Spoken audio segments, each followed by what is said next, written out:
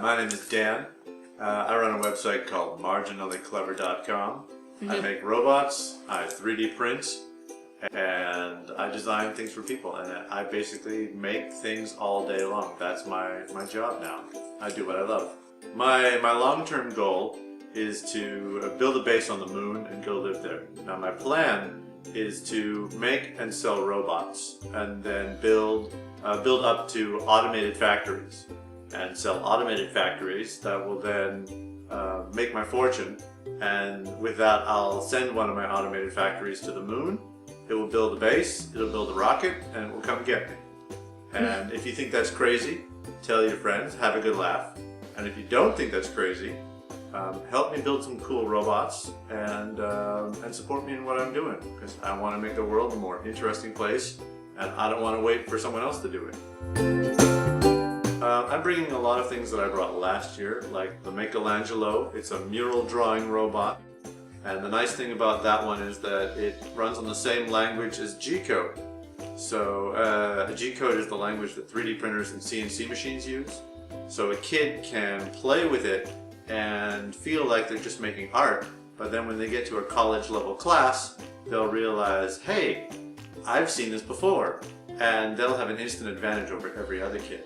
And a lot of the same calibration and quality challenges to produce good art are the same as 3D printers, without the danger of the high voltage, the hot temperatures, the fast moving bits, any of that kind of thing. So it's much safer. I built the first one ages ago because I wanted to learn how to use stepper motors. And my first model was actually a total failure. And then I joined the VHS, and another member, Paul, had managed to get one going. And by incorporating some of his ideas into mine and adding some open source software on top that I wrote, and you can get on GitHub, it's become a thing now, and it's selling all over the world. I want to get one into every classroom in North America.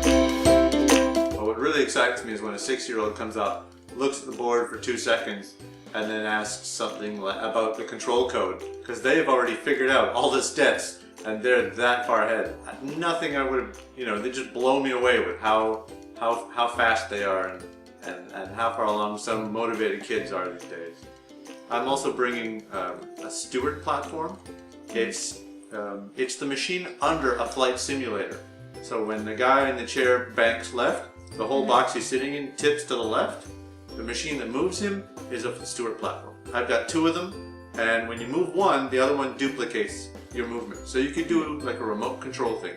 It doesn't move very far because these joints are the limiting factor. I've been searching for a year for these parts from China that will give me a much greater range of motion. And the goal is now to 3D print a handle that will go on here, so you can grab this and then move it.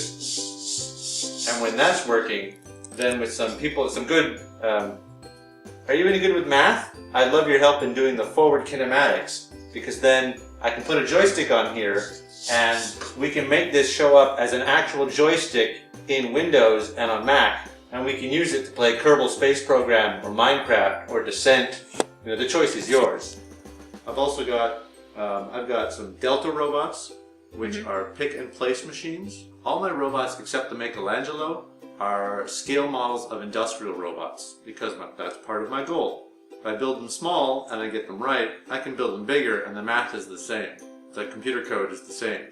So I'm hoping that people will help me perfect these models and use them to their own purposes, and that would be great. I recently helped someone fix their homemade Segway, so I hope to have that there as well. The next robot I want to build that no one has done yet in the open source community is a full robotic arm.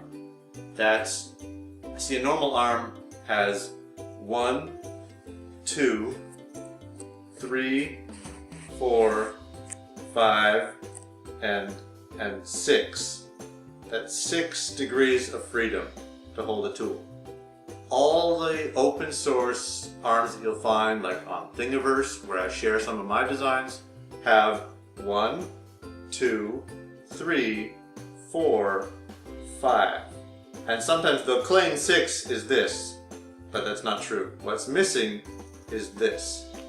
So I'm going to build an arm, and I've been designing it for more than a year. I'm going to build a full robotic arm that you'll be able to buy through my store. And with that, you'll be able to load and unload things from other machines. You'll be able to automate assembly lines. You'll be able to build a pair of arms that wash the dishes if you're really clever. And I just see it as, like the 3D printers enabled people to do so many new things. I think having an arm that you can buy and then add stuff to, be it a Connect or some other weird tool on the end, you can use a 3D arm with a nozzle on the end and 3D print. You can put a drill there and you can cut shapes. You can put a tool changer and swap between the two in the same program. So you don't need two separate machines anymore. You just need an arm that can pick up the appropriate tool at the right time. That's immensely powerful. And right now, to buy one of those arms is $10,000 through a KUKA or a ABB arm. And that's for industrial quality, runs for 10 years and is insured and all that kind of thing. For the hobbyist level, for the people who are willing to tinker to keep it going, there should be a $2,000 arm, and that's my aim, is to make and sell an arm for about $2,000. Marginallyclever.com, online, 24/7. The hardest thing about running a store is keeping it stocked. And to do that, I have to buy my own laser cutter soon, and I have to manage inventory and keep posting all the time. We're on Facebook, we're on Twitter, we're all over the place like that. All the usual store type things. I'm hoping that what they take away is, yeah, I see a way I can use these robots myself. And if they don't take that away, I hope they get inspired to make their own. The very first robot I made was a crab with 6 legs, and it walks. I was so dumb, I didn't know I couldn't do it. So you don't even have to believe in yourself, you just have to try. It's really easy to get started in robots. All you need is cardboard, hot glue, servos, and an Arduino, and a 9-volt battery, and you are off to the races. What's the worst that happens? It doesn't work and you're back where you started? Go for it.